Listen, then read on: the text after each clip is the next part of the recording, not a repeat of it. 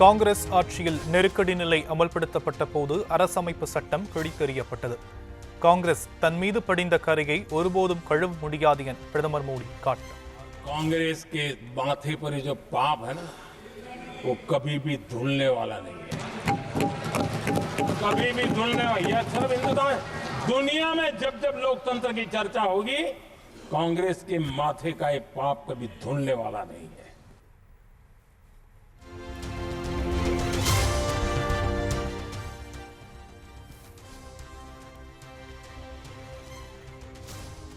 அரசமைப்பு சட்டத்தில் மாற்றங்கள் செய்து நீதித்துறையையே கைப்பற்ற முயற்சித்தவர் இந்திரா காந்தி. அரசமைப்பு சட்டத்தை அவமதிப்பதற்கு கிடைத்த எந்த வாய்ப்பையும் காங்கிரஸ் விட்டு வைத்ததில்லை எனவும் பிரதமர் மோடி சாடினார். हमको चोट पहुंचाने में कोई कोर कसर नहीं छोड़ी है।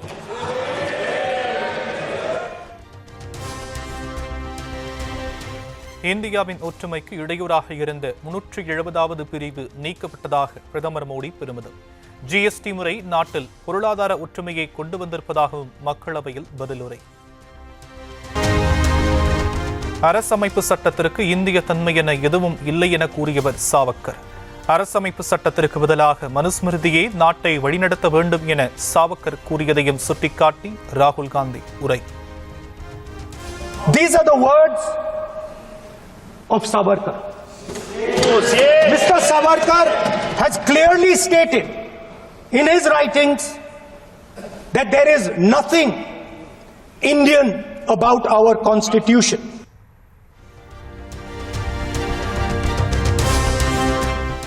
அரசமைப்பு சட்டமல்ல, மனுஸ்மிருதிதான் நாட்டை ஆள வேண்டும் என சாவர்கர் கூறியதை பாஜகவினர் ஏற்கிறார்களா? அரசமைப்பு சட்டத்தை பாதுகாக்க வேண்டும் என பாஜகவினர் கூறினால் அது சாவர்கரை அவமதிப்பதாகும் என்றும் ராகுல் காந்தி மக்களவையில் உரை. The constitution. But I want to ask you, do you stand by your leader's words? Do you support your leader's words? Because when you speak in parliament about protecting the constitution, you are ridiculing Savarkar, you are abusing Savarkar, you are defaming Savarkar.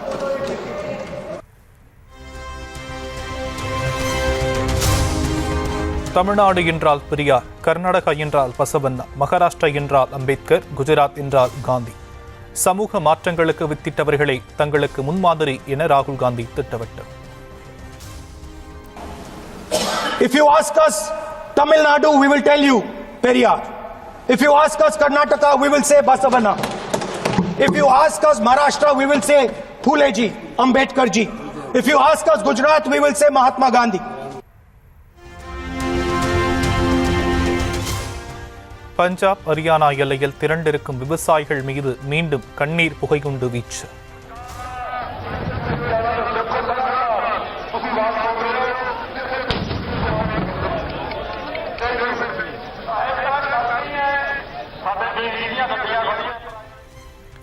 Delhi நோக்கி பேரணி செல்வதற்காக முன்னேறிய போது தண்ணீரையும் பீச்சியடித்த காவல்துறை.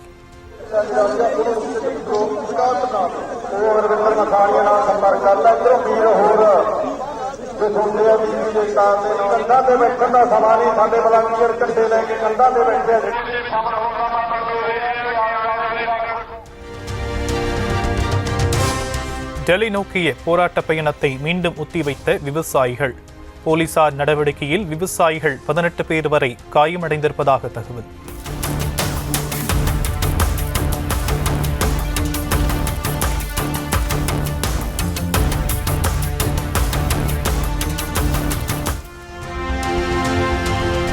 பயிற்சி பெண் மருத்துவர் பாலியல் கொலை வழக்கில் ஆர்ஜிகர் மருத்துவமனையின் முன்னாள் முதல்வர் சந்தீப் கோஷுக்கு ஜாமீன் வழங்கியதற்கு எதிர்ப்பு. மேற்கு வங்க மாநிலம் கொல்கத்தாவில் ஜூனியர் மருத்துவர்கள் மற்றும் செவிலியர்கள் இணைந்து சிபிஐ அலுவலகம் முன்பாக திரண்டு போராட்டம்.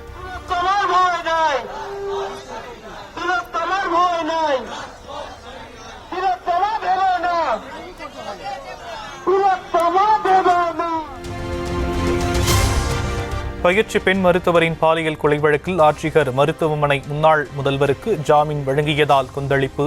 நீதி வழங்காமல் ஜாமீன் வழங்கியிருப்பதாக கூறி மேற்கு வங்க மாநில தலைநகர் கொல்கத்தாவில் காங்கிரஸ் கட்சியினர் திரண்டு போராட்டம்.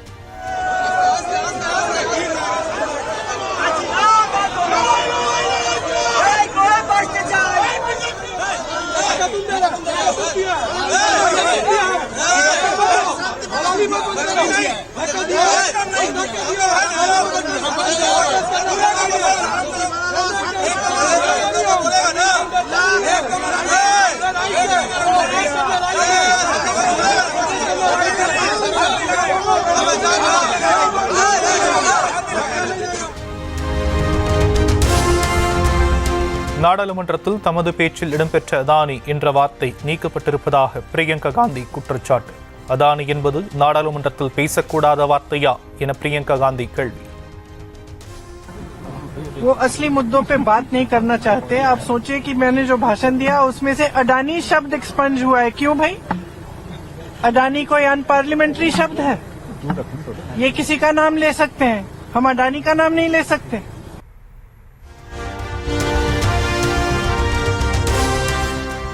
அந்தமான் கடல் பகுதியில் உருவாகும் குறைந்த காற்றழுத்த தாழ்வு பகுதி மேலும் வலுவடைய வாய்ப்பு. மேற்கு வடமேற்கு திசையில் நகர்ந்து தமிழ்நாடு கடற்கரையை நோக்கி நகரக்கூடும் என வானிலை மையம் கணிப்பு.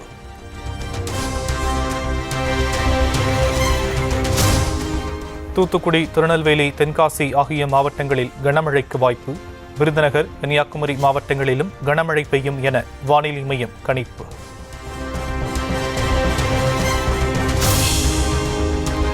கடலூர், மயிலாடுதுறை, நாகை, திருவாரூர் மாவட்டங்களில் வருகிற 17ஆம் தேதி ஆரஞ்ச் அலர்ட். 18ஆம் தேதியன்று விழுப்புரம், கடலூர் மாவட்டங்களில் மிக கனமழை பெய்யக்கூடும் என எச்சரிக்கை. செம்பரம்பாக்கம் ஏரியிலிருந்து 6000 கன அடியாக நீர் திறப்பு அதிகரிப்பு. அடையாறு ஆற்றங்கரையோரத்தில் வசிக்கும் மக்களுக்கு வெள்ள எச்சரிக்கை.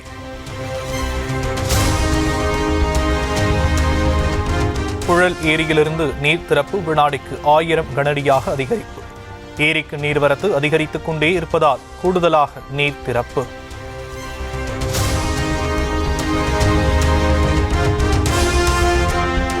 பூண்டி சத்தியமூர்த்தி நீர்த்தேக்கத்திற்கு வரும் நீர்வரத்து 7500 கனஅடியாக குறைந்தது.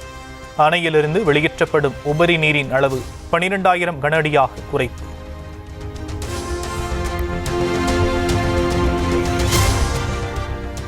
நெல்லை மாவட்டம் அம்பை சுற்றுவட்டார பகுதியில் மற்றும் மேற்கு தொடர்ச்சி மலையில் தொடர் மழை. மணிமுத்தாறு அருவியில் 2வது நாளாக கடும் வெள்ளம். சுற்றுலா பயணிகள் செல்ல தடை.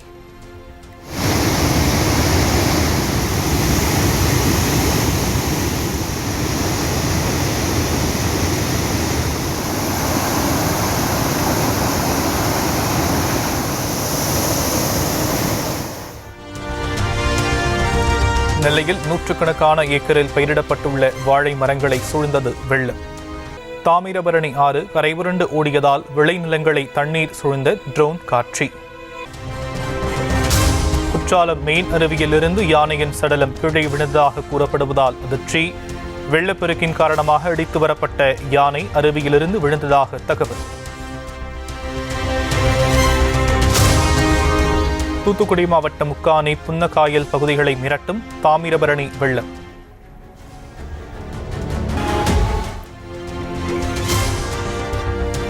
தூத்துக்குடியில் பெய்து வரும் கனமழையால் 2 விமானங்கள் சென்னை திரும்பின. மோசமான வானிலை காரணமாக தூத்துக்குடி செல்ல வேண்டிய விமானம் ரத்து.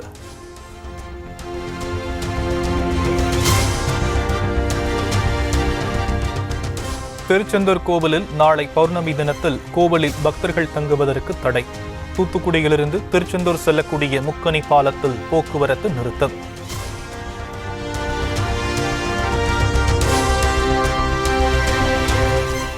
தென்காசி, நெல்லை, தூத்துக்குடி மாவட்டங்களில் மழை வெள்ள மீட்பு பணிகள் குறித்து முதலமைச்சர் மு க ஸ்டாலின் ஆலோசனை. காணொலி காட்சி வாயிலாக மீட்பு மற்றும் நிவாரணப் பணிகள் குறித்து அதிகாரிகளிடம் கேட்டறிந்தார்.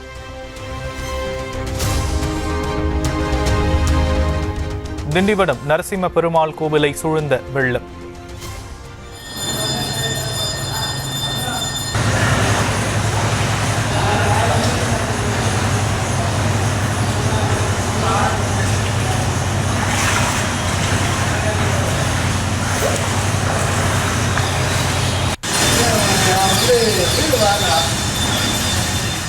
தண்ணீரை உடனடியாக வெளியேற்ற வேண்டும் என கோரிக்கை.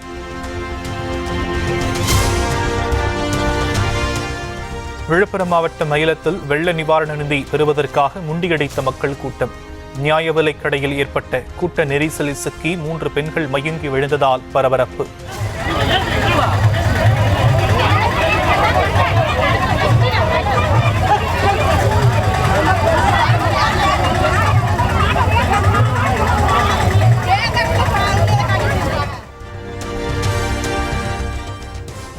கடலூர் மாவட்டம் கீழ்வண்டியூர் கிராமத்தில் இடுப்பளவுக்கு சூழ்ந்து நிற்கும் தண்ணீர். வீராணம் ஏரியிலிருந்து திறந்துவிடப்பட்ட உபரி நீரால் கீழ்வண்டியூர் மக்கள் அவதி.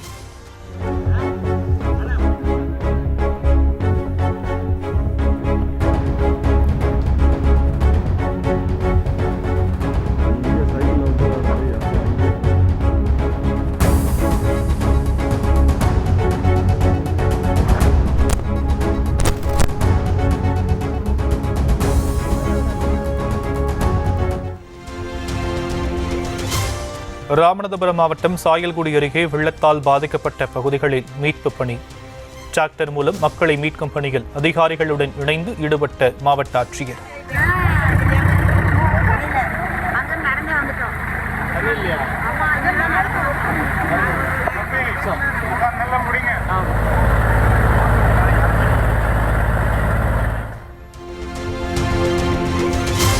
கொடைக்கானல் மலைப்பகுதியில் 3 நாட்களாக இடைவிடாமல் தொடரும் கனமழை. வில்பட்டி பிரதான சாலையில் மண் சரிவு ஏற்பட்டதால் போக்குவரத்து பாதிப்பு.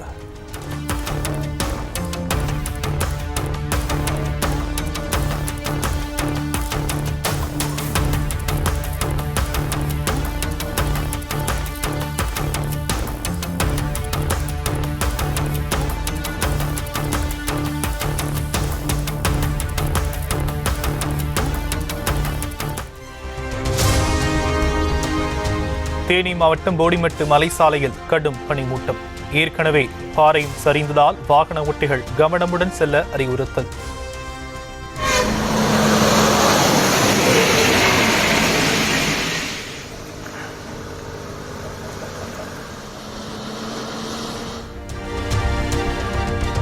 சென்னை விருகம்பாக்கம் அருகே மழைநீர் வடிகால் கால்வாயில் தவறி விழுந்த பெண். ஜேசிபி இயந்திரம் மூலம் பத்திரமாக மீட்ட போலீசார்.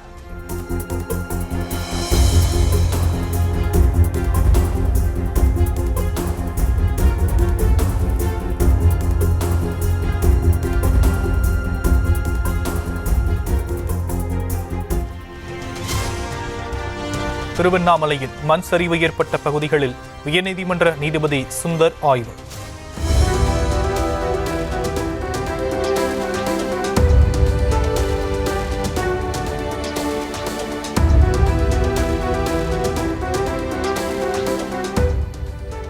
பாதிக்கப்பட்டவர்கள் விரும்பும் பட்சத்தில் மாற்று இடத்தில் வீடு வழங்குவதற்கு தயாராக இருப்பதாகவும் மாவட்ட ஆட்சியர் தகவல்.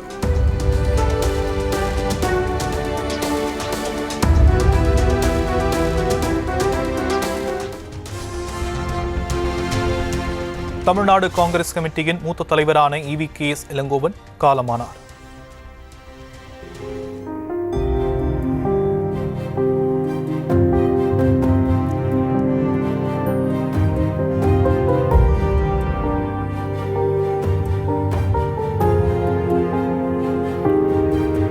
சென்னையில் உள்ள மிகாட் மருத்துவமனையில் சிகிச்சை பலனின்றி உயிர் பிரிந்தது.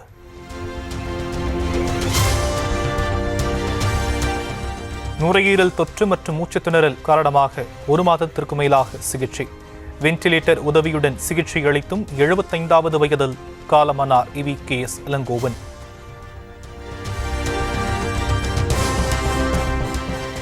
EVKS இளங்கோவன் உடலுக்கு சென்னையில் நாளை இறுதிச் சடங்கு.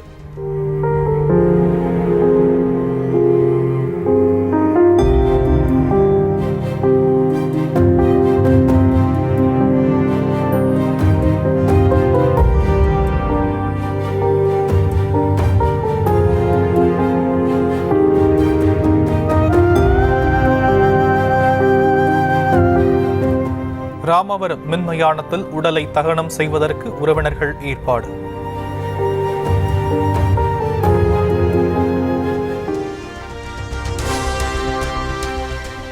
EVKS இளங்கோவன் மறைவுக்கு காங்கிரஸ் தலைவர் மல்லிகார்ஜுன கார்கே இரங்கல். தந்தை பெரியாரின் சிந்தனை மற்றும் காங்கிரசின் கொள்கைகளில் உறுதியாக இருந்தவர் என ராகுல் காந்தி புகழாரம்.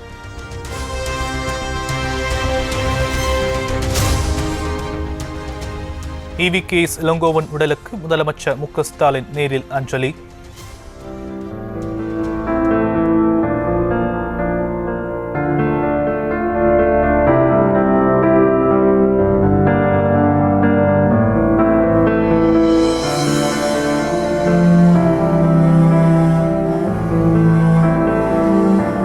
துணை முதலமைச்சர் உதயநிதி ஸ்டாலினும் அஞ்சலி செலுத்தி உறவினர்களுக்கு ஆறுதல். EVKS இளங்கோவன் மறைவுக்கு வைகோ, ராமதாஸ், பாலகிருஷ்ணன், எல் முருகன் ஆகியோர் இரங்கல். ஒன்றாக இணைந்து அரசியல் களப்பணியாற்றியதை நினைவு கூர்ந்து காங்கிரஸ் நிர்வாகிகளும் அஞ்சலி. நான் புதுச்சேரி மாநிலத்தில் காங்கிரஸ் கட்சி தலைவராக இருந்தேன். இருவரும் இணைந்து செயல்பட்டோம். குடும்பத்தோடு நெருங்கிய நட்பு கொண்ட ஒரு நண்பரை நான் இழந்திருக்கிறேன். பல்வேறு பொறுப்புகளில் தமிழ்நாடு காங்கிரஸ் பொதுச் செயலாளர் மற்றும் தமிழ்நாடு காங்கிரஸ் தலைவராக உயரும் அனைத்து தருணங்களிலும் நாங்கள் இருவரும் ஒருவரோடு ஒருவராக இருந்து பணியாற்றிய தருணங்களை நினைத்து பார்க்கிறேன். EVKS இளங்கோவன் மறைவுக்கு செல்வ பெருந்தகை, திருமாவளவன், அன்புமணி ஆகியோர் இரங்கல். EVKS இளங்கோவனின் மறைவு செய்தி கேட்டு மிகுந்த வருத்தமுற்றதாக எதிர்க்கட்சித் தலைவர் EPS அறிக்கை. EVKS இளங்கோவன் மறைவுக்கு தமிழக வெற்றிக் கழக தலைவர் விஜய் இரங்கல். EVKS இளங்கோவன் காலமான செய்தி அறிந்து மிகுந்த மனவேதனை அடைந்ததாகவும் பதிவு.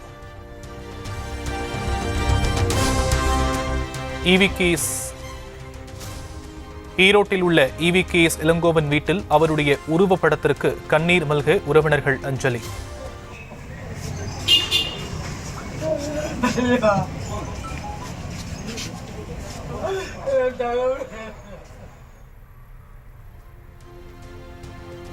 தொகுதி MLAவுக்கு இறுதி மரியாதை செலுத்தும் விதமாக பெரியார் நகர் பகுதியில் கடைகளை அடைத்த வணிகர்கள். வரும் 18ஆம் தேதி சென்னையில் நடைபெறுவதாக அறிவிக்கப்பட்ட திமுக தலைமை செயற்குழு கூட்டம் ஒத்திவைப்பு. தேதி பின்னர் அறிவிக்கப்படும் என திமுக தலைமை அறிக்கை. தூத்துக்குடி மாவட்டம் கோவில்பட்டி சிறுவன் கொலையில் கருப்புசாமி என்ற ஆட்டோ டிரைவர் கைது. வீட்டருகில் வசித்து வந்த நபர் சிறுவனை பாலியல் துன்புறுத்தலுக்கு ஆளாக்கி கொலை செய்ததாக தகவல். சென்னையில் ஆபரண தங்கத்தின் விலை சவரனுக்கு 720 ரூபாய் குறைவு. ஒரு பவுன் 57,120 ரூபாய்க்கு விற்பனை.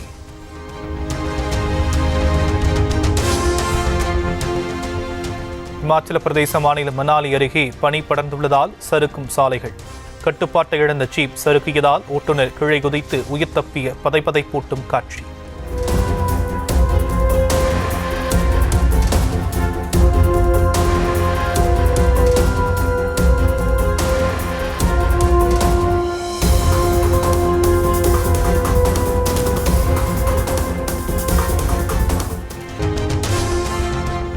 உத்தரகாண்ட் மாநிலம் டேராடூனில் உள்ள ராணுவ பயிற்சி அகாடமியில் பயிற்சி நிறைவு விழா. ராணுவ அதிகாரிகளாக பணியில் சேரவுள்ள வீரர்களுக்கு ஹெலிகாப்டர் மூலம் மலர் தூவி வாழ்த்து.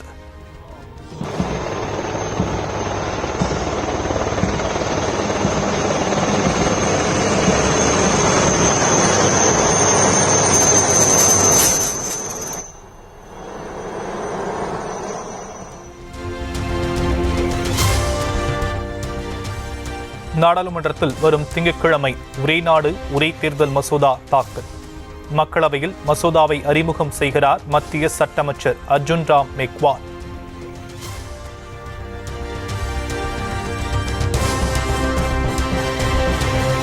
சிறையிலிருந்து ஜாமீனில் விடுவிக்கப்பட்டு வீட்டுக்கு சென்ற நடிகர் அல்லு அர்ஜுன். பூசணிக்காய் சுற்றி திருஷ்டி கழித்த குடும்பத்தார்.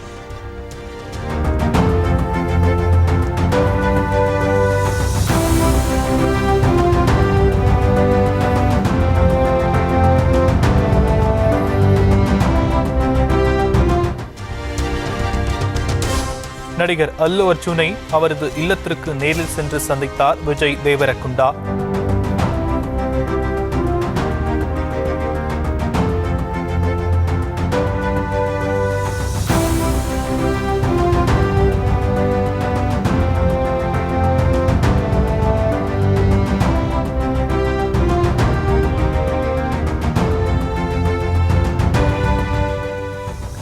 சிறையிலிருந்து ஜாமீனில் வெளிவந்த நிலையில் ஹைதராபாத்தில் உள்ள இல்லத்தில் சந்திப்பு.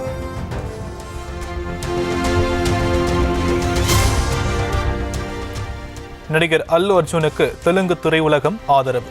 நானி, ராணா, இயக்குனர் சுகுமார் ஆகியோர் நேரில் சந்திப்பு.